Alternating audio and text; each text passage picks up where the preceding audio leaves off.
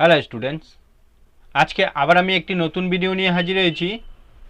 আজকের আলোচনার বিষয় DSC political science, fourth semester DSC political সায়েন্সের একটি প্রশ্ন নিয়ে আজকে আলোচনা করব।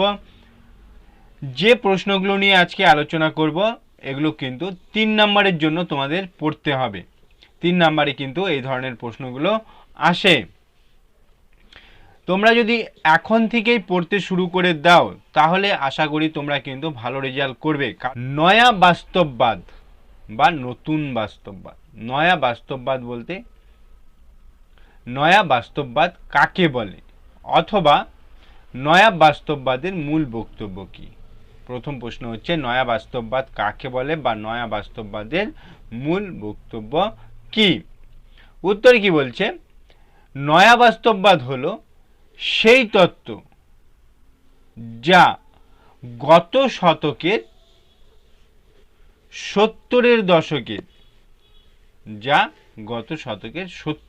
দশকে আত্মপ্রকাশ করে এবং যা কি করে সুযোগ উপযোগী করে তোলে।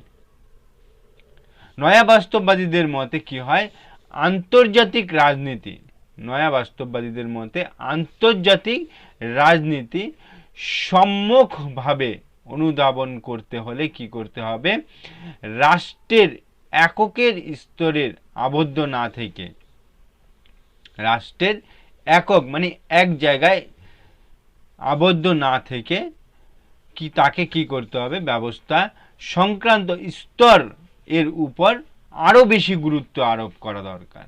মানে বিভিন্ন স্তরের উপর কি করতে হবে, গুরুত্ব আরোপ করতে হবে।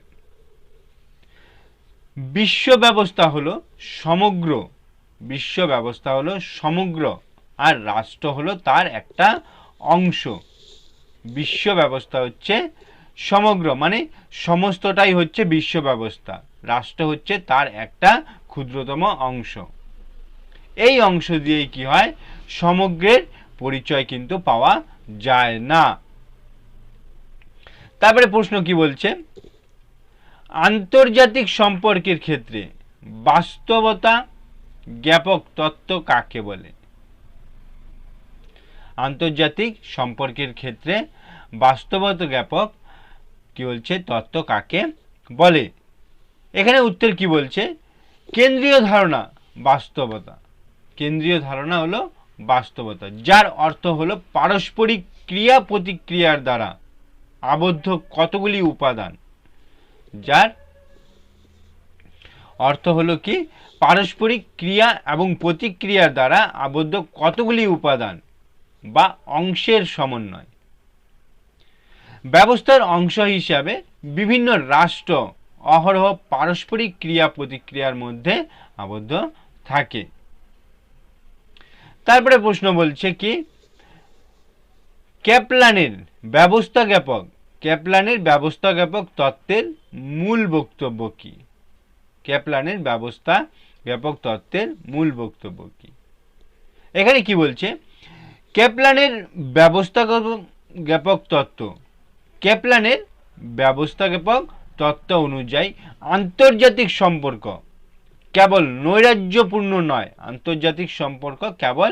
নৈরাজ্যপূর্ণ নয়, এর মধ্যে কিছু পরিমাণ কি আছে, সংবদ্ধতা এবং নিয়ম শৃঙ্খলা বিরাজ করে।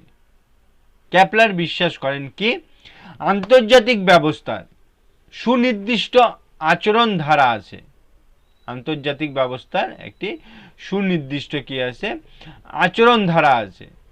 তারপরে কি বলছে, আন্তর্জাতিক ব্যবস্থার উপাদানগুলি সুশৃঙ্খল ও সুসংগতিপূর্ণ, আর আন্তর্জাতিক ব্যবস্থার সামরিক, অর্থনৈতিক ও প্রযুক্তিগত, জনসংখ্যাগত প্রভৃতি উপাদানের সঙ্গে সম্পর্কিত। তারপরে প্রশ্ন কি বলছে, বিশ্ব ব্যবস্থা তত্ত্ব কাকে বলে। এই প্রশ্নগুলো কিন্তু 3 নম্বরে আসে। বিশ্ব ব্যবস্থা তত্ত্ব অনুযায়ী কি বলছে, বর্তমানে যে প্রচলিত রয়েছে তা ধনতন্ত্রের নীতি ও নিয়ম অনুসারে সংগঠিত ও পরিচালিত হয়। এই বিশ্ব ব্যবস্থায় কেন্দ্রীয় স্তরে এই বিশ্ব ব্যবস্থার কী হচ্ছিল, কেন্দ্রীয় স্তরে রয়েছে কতগুলি পরস্পর প্রতিদ্বন্দ্বী ধনতন্ত্র, রাষ্ট্র এবং প্রান্তবর্তী অঞ্চলে রয়েছে মূলত তৃতীয় বিশ্বের গরিব দেশগুলি। এর মধ্যে কি হচ্ছিল, ব্যবস্থায় প্রান্তবর্তী অঞ্চল থেকে কেন্দ্রীয় অঞ্চলে সম্পদের হস্তান্তর একের পর এক চলতেই থাকে।